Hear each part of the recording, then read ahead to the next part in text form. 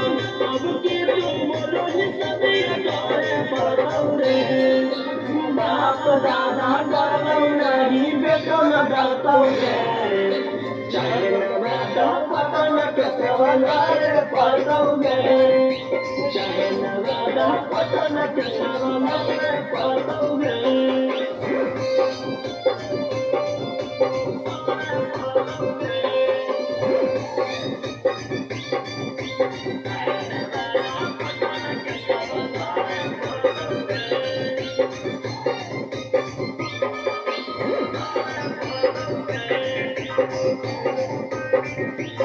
बेटी फसाई हमरा बड़ा कर जाले में